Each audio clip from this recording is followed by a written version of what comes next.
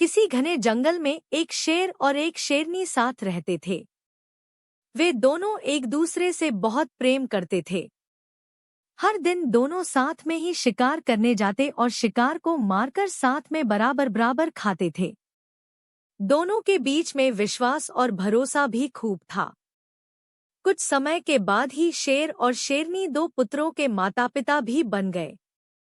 जब शेरनी ने बच्चों को जन्म दिया तो शेर ने उससे कहा कि अब से तुम शिकार पर मत जाना। घर पर रहकर खुद की और बच्चों की देखभाल करना। मैं अकेले ही हम सब के लिए शिकार लेकर आऊंगा।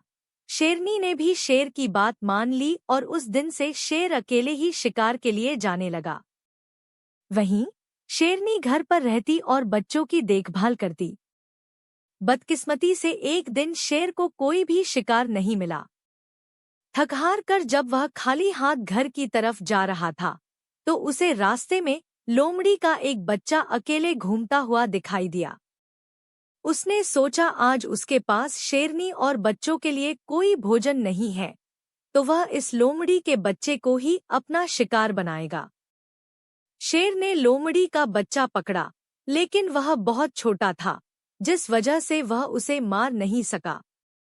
वह उसे जिंदा ही पकड़कर घर लेकर चला गया। शेरनी के पास पहुंचकर उसने बताया कि आज उसे एक भी शिकार नहीं। रास्ते में उसे यह लोमड़ी का बच्चा दिखाई दिया तो वह उसे ही मारकर खा जाए। शेर की बातें सुनकर शेरनी ने कहा, जब तुम इसे बच्चे को नहीं मार पाए तो मैं कैसे इसे मार सकती हूँ। मैं इसे नहीं खा सकती है। इसे भी मैं अपने दोनों बच्चों की ही तरह पाल पोस कर बड़ा करूंगी और यह अब से हमारा तीसरा पुत्र होगा। उसी दिन से शेरनी और शेर लोमड़ी के बेटे को भी अपने पुत्रों ही तरह प्यार करने लगे। वह भी शेर के परिवार के साथ बहुत खुश था।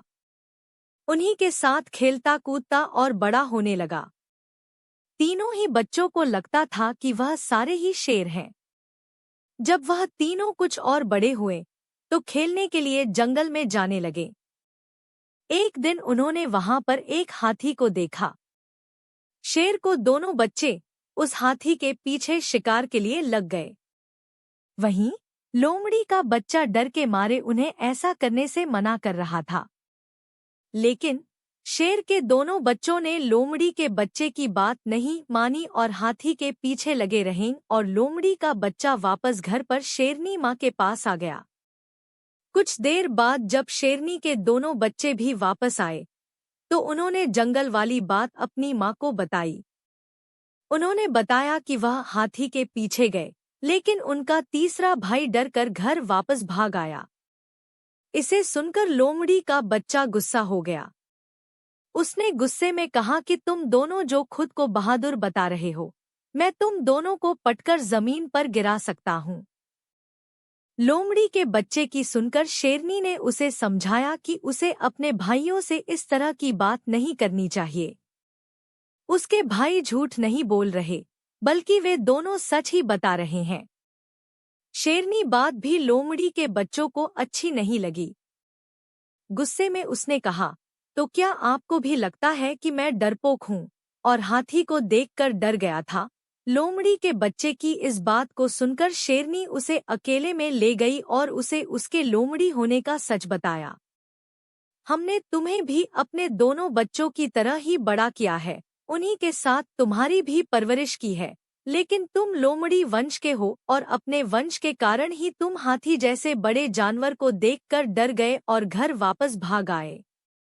वहीं तुम्हें दोनों भाई शेर के वंश के हैं, जिस वजह से वह हाथी का शिकार करने के लिए उसके पीछे भाग गए।